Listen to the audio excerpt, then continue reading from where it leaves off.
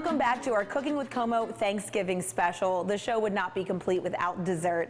This is Aisha. She's the executive pastry chef at Michelle's at the Eaton Hotel. And what do you have for us here? Because this looks like something I could handle. You could absolutely handle this. This is about as easy as it gets if you want to do something that's kind of like looks super fancy but isn't super time consuming or like going to use a lot of dishes. So this is a no-bake pumpkin cheesecake. Ooh. You could do this super easy. All you're going to do is mix in a KitchenAid or in a bowl with a hand mixer cream cheese. I like to use sour cream for this one. You can use creme fraiche. You can even use yogurt. If you want to like fool yourself into thinking it's healthy, you can throw some Greek yogurt in there. Calories don't count on Thanksgiving, though. I feel the same way.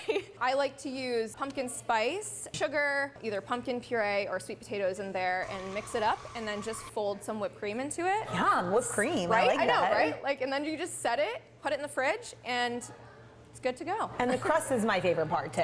The crust is kind of like makes the cheesecake. So right. I like a nice thick crust because you need some texture with cheesecake. This is a gingerbread crust. So kind of the same idea as a graham cracker crust, which is the classic, but this has ginger snaps. And I like to throw a little extra clove and ginger in there as well. So that gets baked off first. So that's the only thing you're baking here. You don't have to deal with like a water bath. You don't have to do that ahead of time, right? Exactly. You could do that like 2 days ahead. Save yourself some time. So let's decorate this and make it presentable. Because I always say we eat with our eyes, especially on the Thanksgiving table. If you're bringing it to someone's house, you want to wow them. Absolutely, yeah. So this is like super fun way to make this a showstopper. This is a French meringue. Whip this up in the back. It's so easy. It's just egg whites and sugar. Ooh. I'll show you a couple, and then if you want to try. Sure. So we're just gonna do like these cute little stars around the outside.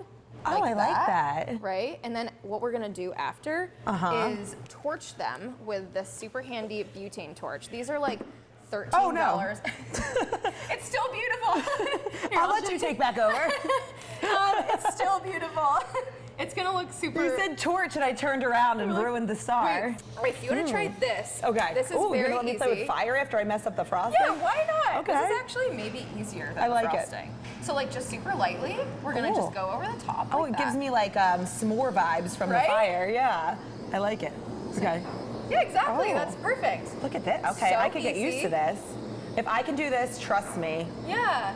Okay. And it gives it a little something extra. Sorry. No, that's fun. Please. Like, here, have some fire. I went a little gentle on it because I was like, I'm not ruining this segment. No. This is what we made in the back. And then if you wanted to, with your leftover, I did this ahead of time.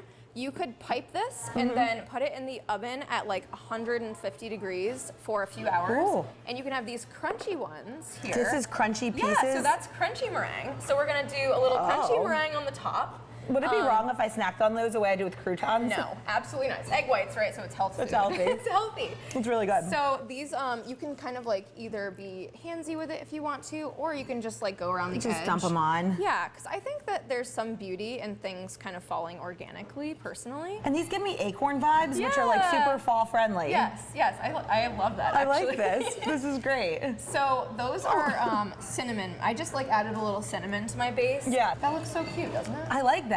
Yeah. And then are these toasted seeds? Yeah, so those are actually drageed pumpkin seeds. I'm like, how else can we kind of like bring more of the vegetable that we're using for the cheesecake into it? Yeah. So it's almost like a little fine dining-y because you wouldn't necessarily think to do it.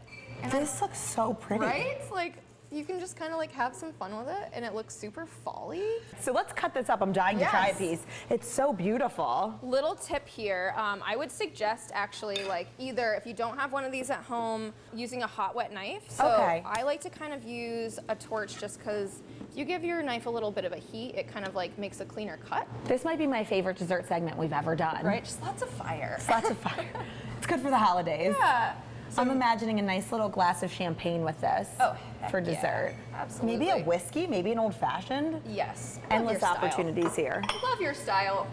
Thank you so much. You're so welcome. So, you know, just kind of like set it out. Wow, that is perfect. Right? Like, I don't like it to be super stiff. So if you wanted a stiffer cheesecake, you could whip your heavy cream a bit more. Also, you know, coming right out of the fridge, it's going to be a bit more firm. So.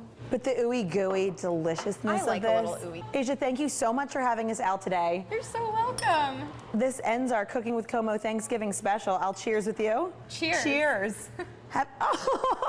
Fail. Have a safe and happy Thanksgiving. That was the best ending to the show we could ask for. Honestly.